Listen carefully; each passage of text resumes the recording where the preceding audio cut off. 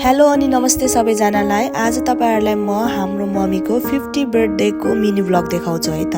हामीले चाहिँ मम्मीलाई सरप्राइज गरेको थियो, त्यो चाहिँ मम्मीलाई के पनि थाहा थिएन। अनि यस्तो खालको डेकोरेसन सबै चाहिँ मेरो दिदीले गरेको थियो।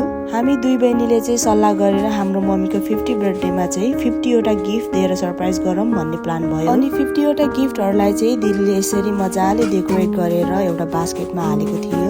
यसमा आधा छ भने आधा चाहिँ हाउसहोल्ड आइटमहरु पनि थियो। अब चाहिँ मम्मी कामदेखि आउँदाखेरि सरप्राइज गरेको रियाक्सन भिडियो हेरौँ है त।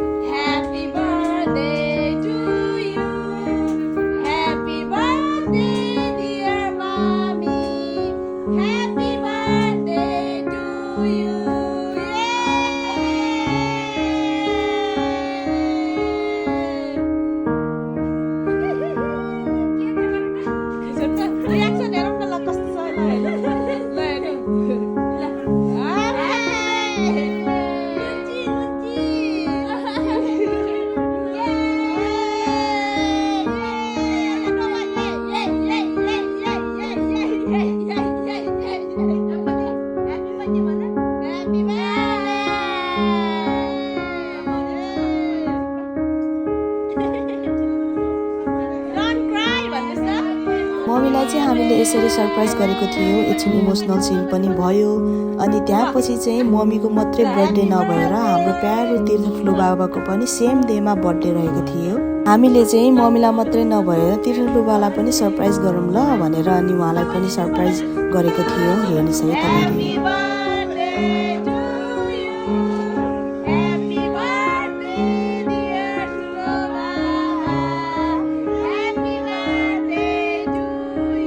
जनालाई इन्ट्रीमा सरप्राइज गरिसकेपछि चाहिँ यहाँ चाहिँ खानेकुराहरू चाहिँ यस्तो परिकारहरू थियो, जुन चाहिँ सेलरोटी र अचार चाहिँ शर्मिला आन्टीले बनाउनु भएको थियो। अनि हाम्रो तीर्थलु बाबाले आफैले नै मोमो चिल्ली बनाएर लिएर आउनु भएको थियो। अनि खानाको लागि मासु तरकारी दालहरू चाहिँ सबै मेरो दिदीले बनाएको थियो। अनि हाम्रो फुपूले मिठो मिठो अचार पनि लिएर आउनु भएको थियो। त्यसरी सबैले मिलेर पकाएर हामीले कस्तो मिठो गरेर खायौँ। अनि तपाईहरुले हेर्न सक्नुहुनेछ हाम्रो मम्मीले चाहिँ फोटो खिच्दै हुनुहुन्छ। पोज दिनु भनेको लजाएर हैरान हुनुहुन्छ हाम्रो मम्मी। छिनको फोटो सेसन सिद्धिसकेपछि चाहिँ हामीले चाहिँ केक काट्यौँ। केक काट्ने बेलामा कस्तो रमाइलो भएको थियो तपाईहरुले हेर्नु होला आफै।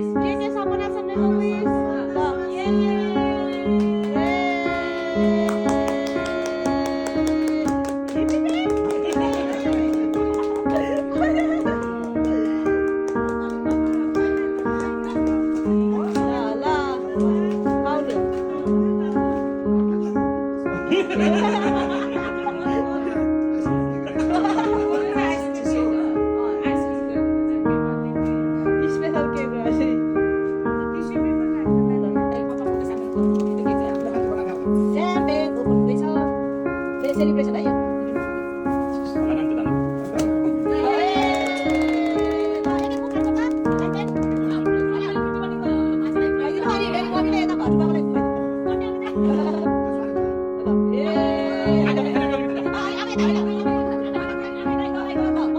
केक कटिङ भइसकेपछि चाहिँ उहाँहरूलाई हामीले खाताहरू लगाइदिएको थियौँ। अनि चाहिँ अनएक्सपेक्टेड सबैजनाले गिफ्ट पनि लिएर आउनु भएको रहेछ। अनि उहाँहरूले चाहिँ हामीलाई चाहिँ बच्चाहरू जस्तो चाहिँ नगर्नु ल भनेर भनिराख्नु भएको थियो।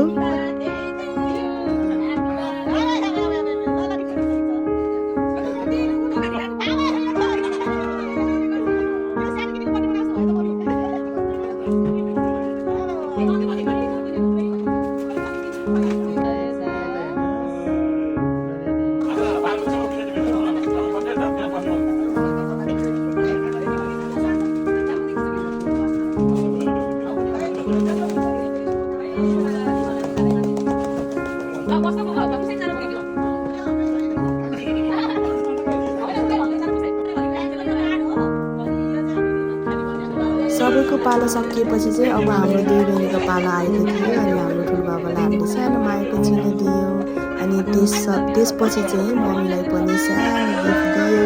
हाम्रो आमा बाबाहरूले आफ्नो जिन्दगीमा कति कुराहरू सेक्रिफाइस गरेर हामीलाई कति खुसी राख्नुहुन्छ, त्यसैले हामीले पनि सानो सानो कुराहरू गरेर उहाँहरूलाई खुसी राख्नुपर्छ होइन र? उहाँहरूलाई खुसी देखाउनुको लागि हामीले ठुलो कुरा गर्नै पर्दैन। इभन एउटा फुल मात्रै दिएर आफूले कहिलेकाहीँ उहाँहरूलाई मनको कुरा भन्यो भने पनि उहाँहरू एकदमै खुसी हुनुहुन्छ। त्यसैले मैले आफ्नो मनको भावनाहरू चाहिँ कहिले पनि मम्मीलाई पोख्थेन। यो 50 वर्षको बर्थडे भनेर स्पेसल छ भनेर चाहिँ मैले उहाँलाई सानो नोट लेखेको थिएँ आफैले नै, हेर्नु होला है। तर चाहिँ नि नोट भन्नुभन्दा अगाडि नै अरूलाई रुवाउँछु भनेर भनेको त आफै पो अगाडि रोएर बसिरहेको छु।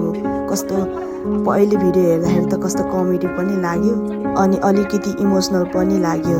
मैले चाहिँ मेरो आमाको लागि मेरो मनको कुराहरू कति एक्सप्रेस गरेँ भनेर चाहिँ म सबैको अगाडि पब्लिकली चाहिँ राख्न चाहेन, किनभने कुनै कुराहरू चाहिँ प्राइभेटली आफ्नो फ्यामिलीभित्र नै भएको राम्रो हुन्छ। त्यही भएर चाहिँ मैले यो भिडियोहरू चाहिँ एकदमै फास्ट मोसनमा गरेको छु अनि त्यो नोट भन्दै चाहिँ मेरो आँसु मात्रै नभएर सिगानहरू पनि सबै झरेर कस्तो बिजोक भएको छ।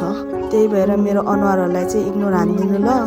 अगाडि मैले के कुरा गरेँ भनेर चाहिँ त्यो सबै फास्ट मोसनमा राखे पनि मैले तपाईँहरूलाई चाहिँ सानो क्लिप चाहिँ यत्तिकै नर्मल भिडियो राखिदिएको छु। त्यो चाहिँ एकदमै कमेडी पार्ट पनि छ, हेर्नु होला।